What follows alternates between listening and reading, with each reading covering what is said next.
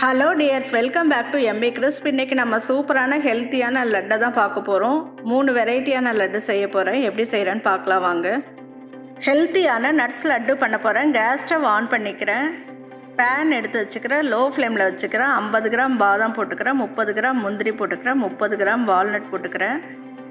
நீங்கள் என்ன நட்ஸ்னாலும் யூஸ் பண்ணிக்கலாம். கொஞ்சம் லைட்டாக ஃப்ரை பண்ணிவிட்டு பிளேட்டில் கொட்டி ஆற வச்சு மிக்ஸி ஜாரில் போட்டு கொரப்பாக அரைச்சி எடுத்துக்க போகிறேன்.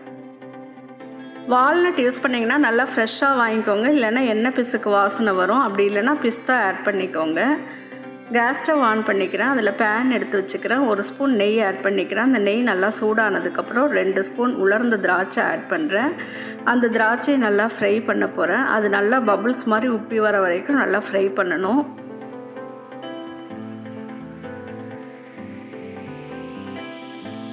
இப்போ அந்த திராட்சை நல்லா ஃப்ரை ஆகிடுச்சு. முன்னாடியே 4 பேரிச்சம்பழம் பொடியாக கட் பண்ணி வச்சுருக்கேன். இப்போ அதையும் ஆட் பண்ணி நல்லா 2ஐயும் சேர்த்து வதக்கிக்க போகிறேன். 2 ஸ்பூன் ஹனி ஆட் பண்ணிவிட்டு கேஸ் ஸ்டவ்வை ஆஃப் பண்ணிட போகிறேன். ஹனி ஊற்றிட்டு ரொம்ப நேரம் சூடு பண்ணக்கூடாது, அதனால் உடனே கேஸ் ஸ்டவ் ஆஃப் பண்ணிவிட்டேன். நான் வறுத்து பவுடர் பண்ணி வச்சுருக்கேன் நட்ஸ் பவுடர், அதில் போட்டு ஒன்றா மிக்ஸ் பண்ணுறேன்.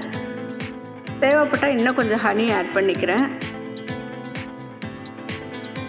இது டெய்லி ஒரு உருண்டை சாப்பிட்டாலே போதும், உடம்புக்கு நல்லா ஹெல்த்தியாக இருக்கும். ஒரு பிளேட்டில் கொட்டி ஆற வைக்க போகிறேன்.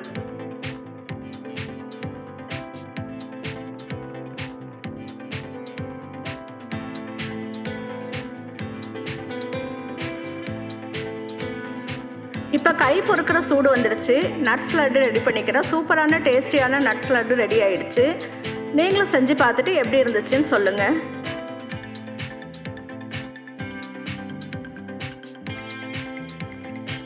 இப்போ நான் பச்சை பயிரில் தான் லட்டு பண்ண போகிறேன். பாசி பருப்பில் பண்ணுறதை விட இந்த முழு பச்சை பயிரில் பண்ணால் ரொம்பவே ஹெல்த்தியும் கூட, ரொம்ப டேஸ்ட்டும் நல்லாயிருக்கும். கேஸ் ஸ்டவ் ஆன் பண்ணிக்கிறேன். பேன் எடுத்து வச்சுக்கிறேன். அந்த பேன் சூடானதுக்கப்புறம் 1 கப் பச்சை பயிறு ஆட் பண்ணிக்கிறேன். நெய் எண்ணெய் எதுவுமே ஆட் பண்ண வேண்டாம். வெறும் பேனில் நல்லா கலர் மாறுற வரைக்கும் ஃப்ரை பண்ணி எடுத்துக்க போகிறேன். இப்போ நல்லா கலர் மாறிடுச்சு. ஒரு பிளேட்டில் கொட்டி ஆற வைக்க போகிறேன். நான் 1 கப் பச்சை பயிருக்கு 3/4 கப் சர்க்கரையும் 4 ஏலக்காவும் எடுத்திருக்கேன். ஆறின பச்சை பயிரை மிக்ஸி ஜாரில் போட்டு நல்லா பவுடர் பண்ணி ஜலிச்சு எடுத்துக்கிறேன் ஃபைன் பவுடராக. சர்க்கரை ஏலக்காயும் மிக்ஸி ஜாரில் போட்டு பவுடர் பண்ணிக்கிறேன். நான் பவுடர் பண்ணி வச்ச பச்சை பயிறு மாவையும் இந்த சர்க்கரையும் ஒன்றா மிக்ஸ் பண்ணிக்கிறேன். கேஸ் ஸ்டவ் ஆன் பண்ணிக்கிறேன். அதில் பேன் எடுத்து வச்சுக்கிறேன். நான் எடுத்து வச்சுருக்க 1/4 கப் நெய் அந்த பேனில் ஊற்றி நல்லா சூடு பண்ண போகிறேன்.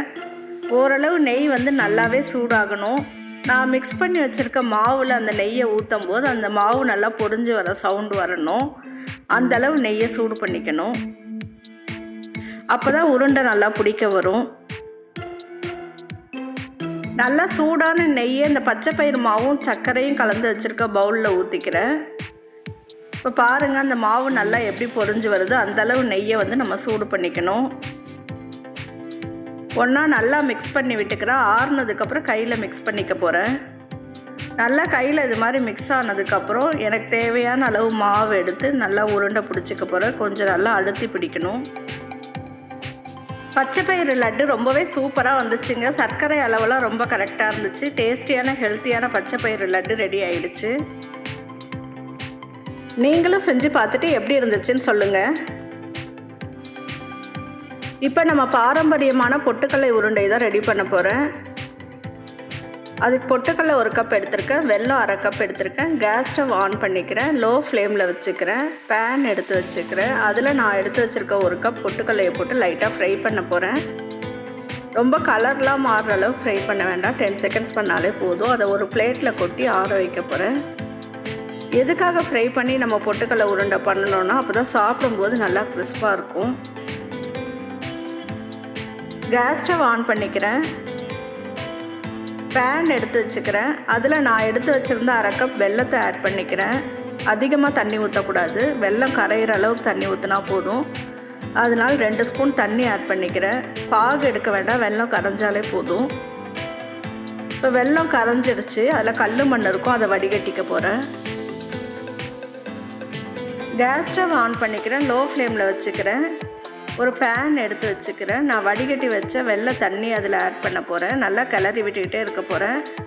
இதுக்கு ஒரு கம்பி பாகு பதம் வரணும். இந்த மாதிரி நுரக்கட்டி வரும்போது செக் பண்ணால் கரெக்டாக இருக்கும். ஒரு பிஞ்ச் சால்ட் போட போகிறேன். 1/4 ஸ்பூன் சுக்கு பவுடர் போட போகிறேன். நான் எடுத்து வச்சுருந்த 1 கப் பொட்டுக்கல்லையும் அதில் ஆட் பண்ணி கிளற போகிறேன். நல்லா கைவிடாமல் கிளறிக்கிட்டே இருக்கணும். இந்த சமயத்தில் ஒரே ஒரு ஸ்பூன் நெய் ஆட் பண்ண போகிறேன்.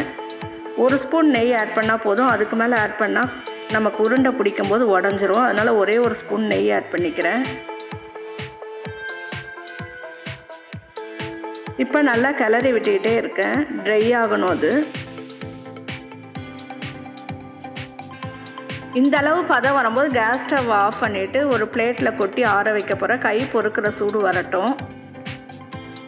அப்புறம் கையில் கொஞ்சோண்டு நெய் அப்ளை பண்ணிக்கிறேன். வேணுங்கிற அளவு பொட்டுக்கல்லை எடுத்து உருண்டையாக உருட்டிக்கிறேன். இப்போ சூப்பரான டேஸ்டியான ஹெல்த்தியான பொட்டுக்கல்லை உருண்டை ரெடி ஆகிடுச்சு.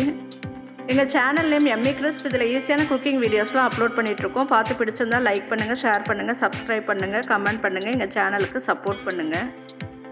இந்த வீடியோஸ்லாம் உங்களுக்கு பிடிச்சிருக்கும்னு நினைக்கிறேன். கண்டிப்பாக ட்ரை பண்ணி பாருங்கள். நாளைக்கு இன்னொரு நல்ல வீடியோவில் மீட் பண்ணுவோம். என்றும் புன்னகையுடன் எம்ஏ கிறிஸ்ப்.